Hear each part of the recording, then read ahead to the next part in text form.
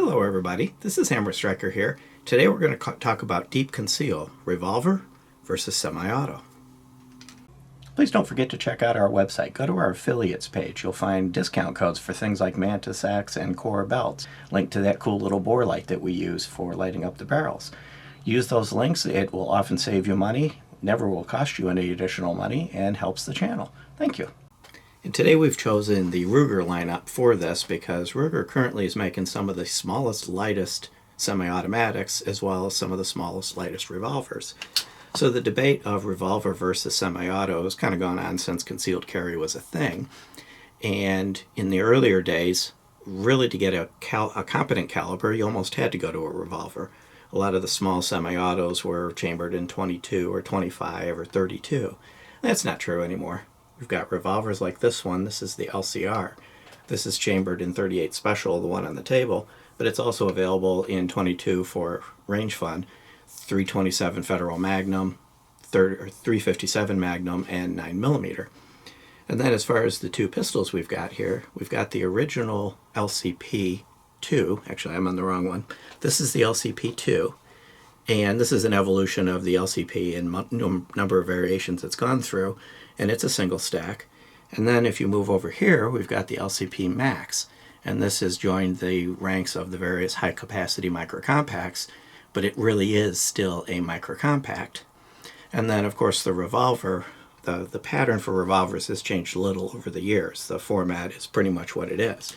So let's start with this revolver, talk about the details of it if I can get this thing out of here. And we do have an empty revolver, and you can see that it holds 5 rounds. And all of the variants of this in centerfire cartridges hold 5 rounds, whether it's 357 or 9mm. So this has been a common concealed carry pattern for a long time. This one weighs 13.5 ounces. If you jump up to the larger calibers, it jumps up to around 17.2. So in 38 Special like this one, it's actually relatively light. As soon as you go up to the larger calibers, they start to get almost as heavy as a lot of the semi-automatics that are out there. It starts to lose its advantage. They generally have short barrels. This is 1.87 inches. So you've got a relatively short snubby. The wheels are always some form of steel. The barrel, of course, is steel. And the frames tend to be alloy and or polymer, depending on which variation you're getting of these revolvers. So it's relatively light, it's comfortable. One advantage revolvers have is they tend to have larger, thicker grips. So regardless of the caliber, you've got something to hold on to. So if you've got weaker hands, or especially if you're in a more powerful caliber, such as 357, the revolver is going to have a thicker padded grip in most cases. It's going to make it more comfortable to shoot. The disadvantage, of course, we're talking about deep conceal. So you've got more grip thickness, and of course you've got the thickness of the wheel. So when you take the thickness of this revolver here versus any of the semi-automatics on the table, so this is 1.28 inches, the widest part of course being the cylinder, and most of these below it are less than 1 inch thick. So you do have a significantly larger footprint than any of the semi-automatics. Sights is another story, so we'll talk about the sights on this. Now this one actually has a nice front sight, but it didn't come that way from the factory. So it came with a ramp with a white bar across it. But in an unusual case for these style of revolvers, the sight is replaceable. You push the pin out, you can put another sight in it. So this is an XS sight, which is a tritium with a white ring. Much nicer sight than the factory ramp with a white bar across it. And the rear is a gutter. Most of these little revolvers, you can't change the sights at all. This one at least allows you to change the front one, but you still are dealing with that rear gutter. So overall, the revolver tends to be less flexible in what you can change, but they also have the advantage of being at least perceived to be more reliable. The only thing that can go wrong with a revolver is if something hangs up the cylinder. So if you can keep the cylinder from getting jammed up, they tend to work, and they tend to work reliably. The triggers on these are longer and a little heavier than most of the semi-automatics, but these LCRs actually have a fairly light, smooth double-action trigger. The advantage of that is if a round fails to go off, you just pull the trigger again, and you just keep pulling the trigger, and you eventually come back around to that round to get another shot at it. So you've got 5 rounds, and potentially you get the opportunity to use all 5 of them, even if on the first try one of them doesn't go off. An important note, these are really deep conceal, so you might put them in a holster on your ankle or something like that, but you also may choose to throw these in your pocket or a purse. Make sure you use some form of holster like these DeSantis. Now this isn't the exact holster for this Revolver, but I'll use it just as an example. And this is actually not the correct one that I want to use for this example. I want to use this one. The key is you want to cover the wheel and you want to cover the trigger. You want to make sure nothing gets into either one of those. And again, if you go out to DeSantis is the example here, but there's a bunch of these kinds that are sticky and a bunch of these out there. Make sure you get one that fits it. But don't think just because these things are small and they're meant to go in a pocket that you don't need a holster. If you use a holster of some form with them, cover the cylinder and cover the trigger, you're protecting against an accidental pull, and you're also preventing a dime or key or some other thing from getting into the cylinder and making the whole thing inoperable. So now I'm going to put this down and we'll move on to the semi-automatics. So I've got the two here. So we'll start with, that's the LCP Max. I'm going to start with the LCP II. They look so similar, actually I had to look at the roll marks. So first off, they are empty. So the LCP II is, prior to the Max coming out, I would consider to be the best of the generations of the LCP. It's evolved over time. When the first ones came out, they had pretty horrible triggers. And they evolved and they had a custom and then they had an S and they've had a few others. The trigger that's on this particular one that's in my hand is a Galloway Precision trigger, which did improve the trigger some, but I'm going to kind of go through and show what the trigger acts like.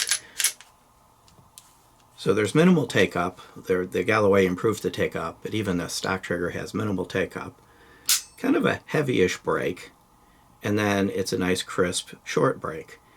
Now, one thing that you'll find with the LCP II is the trigger is now non-functional because I didn't cycle it. These are single action, unlike the Revolver that's double action. So if the round doesn't go off, I'm going to have to do your typical tap, rack, bang to get it back into operation, and I have lost the round that was in the chamber at that point. So I'm going to demonstrate the trigger. The reset is longish, even with the Galloway, because that's part of the design of the gun in general. A little bit of take up to get back on the wall, and then again a fairly nice but slightly stiff break. The Galloway smooths out. It's a metal trigger instead of a polymer trigger, and it smooths things out. It definitely improves the gun, but the trigger does have some limitations. But one of the things I'm going to say is the trigger in this versus most of the little tiny things in this category is significantly better. The LCP II, and then you take it up to 11 with the Galloway, is overall a much better trigger than this style gun in general, which means it's easy to stay on target. Now, as far as finding the target, the LCP II has just blackout sights. Blackout front, blackout rear, and they are molded into the body, so unless you want to paint a white dot on them, you're pretty much limited to what you see is what you get. They're all part of the whole overall design of it. Now, why would you even bother with this? Well, first off, it comes with 6 or 7 round capacity. So it's got, with the smallest mag, it has 1 more than the Revolver. With the largest mag, it has 2 more than the Revolver. And then to double down on that, it has as much capacity as you have mags in your pocket. With a Revolver, reloading is kind of cumbersome. You have to spot the cylinder out, you have to eject the rounds, and you have to load the rounds. You can do a speed load or speed things up, but reloading a Revolver, unless you're super skilled in revolvers, is a relatively slow process. Reloading a semi-auto is as simple as ejecting the mag, inserting the mag, and of course it would have blacked back, so cycling it and you're back in the action. So the one thing that the semi-auto brings is more capacity from the get-go, and then virtually unlimited capacity depending on how many of these you want to carry in various places. And they don't necessarily have to be kept in the same place as the gun, just someplace you can get to them. From a size, these win too. So the one that's in my hand here is 10.7 ounces. It's 5.18 inches long. The Revolver is 6.5 inches long. It's 3.67 inches tall. Now that would be with the flush magazine with a little pinky extender. And the Revolver is 4.5 inches tall. But again, you're getting a much thicker padded grip. But the big difference is thickness. That Revolver is 1.28 and this is 0.9. So you're going to get a much smaller footprint in an automatic. Modern automatics have become every bit as reliable as revolvers, with the one disadvantage is if you have an ammo problem, a round that doesn't go off for some reason, in an automatic, you're going to have to cycle that round out. At least in a style like this, that's a single action only style trigger, you're going to have to cycle that round out, and you are going to lose that round. That round's out of the fight. Now, let's move to the next evolution, because Ruger has continued to evolve these. One thing you might have noticed is how easy that slide was. The slide on the LCP II is not ridiculously heavy, but it's a little heavier than the slide on the LCP Max. It's just a slightly smoother slide. Now on a revolver, if you're strong enough to push the button, the cylinder comes out, you can change it. The LCP Max also has replaceable sights. As you can see, it's got the dovetail notches. So now you're moving into the ability to put whatever sight you want on it. The factory sight is a night sight with a white ring. So the front sight's really easy to see. The rear sight's a blackout. But that's better sights than guns in this category typically have. Of course, there you can see it's kind of a ridged U at the back, and then see if I can get the camera to refocus. Okay, it's not happy with that. Well, we'll give up on that, but in the earlier part of the video you could see where it was actually a very easy to see front sight. They've kind of doubled down on a number of things with this. Number one, it's thinner, so at 0.81 instead of 0.9 for the LCP II. It's a hair shorter, it's 0.02 inches shorter, which is not huge, but it is shorter. It's a little bit taller. When you put its flush magazine in, it's a little bit taller, and then when you put, I have the wrong magazine, put the flush magazine, it comes in just a hair taller. It's 0.05 inches taller. Again, pretty much insignificant. But with the flush magazine in it, it holds 10. And with the extended magazine, it holds 12 in the magazine. Each one of these holds 1 in the chamber. So when you look at, you've got 12 plus 1 or 10 plus 1, so a total of 11 or a total of 13 rounds in this. And you've either got 6 plus 1 or 7 plus 1, so either 7 or 8 rounds in the LCP II. You're significantly ahead of the revolver in capacity before you even add the fact that you can swap magazines. You're lighter, so this guy here is 10.8 ounces, so it's 0.1 ounces heavier than the LCP II. So it's lighter, it's thinner, it's shorter, it's taller. And overall, this gun gives a lot of an advantage over the revolver. So I think the days of revolvers having an advantage over semi-automatics in the context of this deep conceal, I think those days are probably in the past. Not that revolvers are bad choices. There was a time where they were really the only choice, and now you're actually at the point where competent calibers are very, very readily accessible in these super small guns. Now, one thing I will say is shooting 9mm out of this is definitely snappier than shooting 38 Special out of this with the big fat overmold rubber grip. But they're very manageable. By the way, I misspoke a second ago. 380 in this, which is roughly equivalent from a power factor to 38. Now you might say, I do want more powerful rounds. You can get this revolver in 357 Magnum. You can also get it 9mm, which are similar in power. But you can also get the Ruger in that small form factor in the Max 9 in 9mm as well.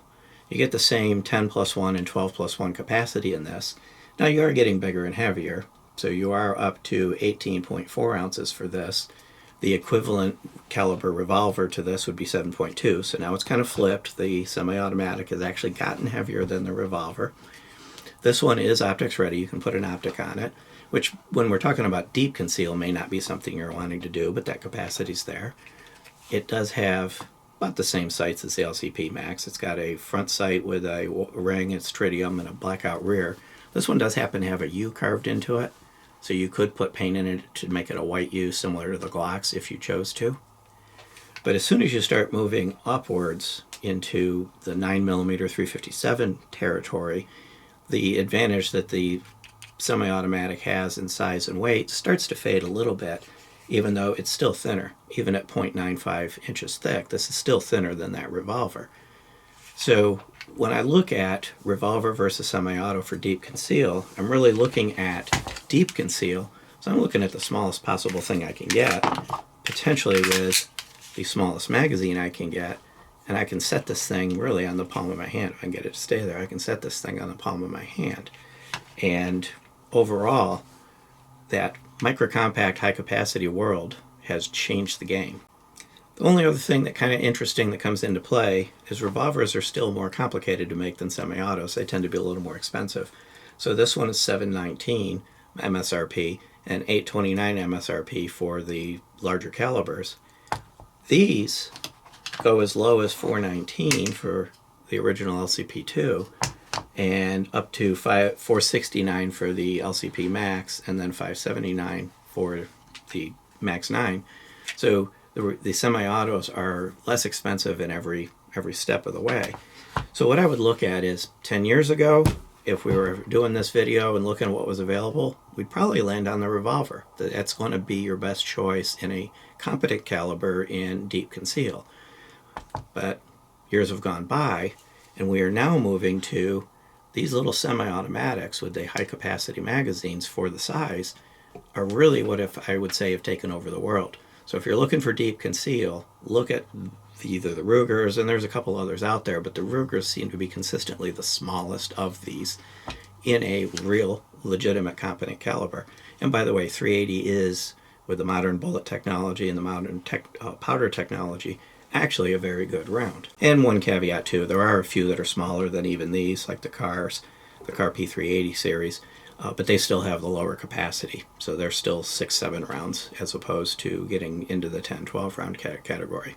Beyond that, if you like our videos, please give us a thumbs up, share, subscribe, click that bell to be notified if you do. Check us out on Facebook, Patreon, Instagram, Twitter, Getter. We're kind of everywhere. And thank you.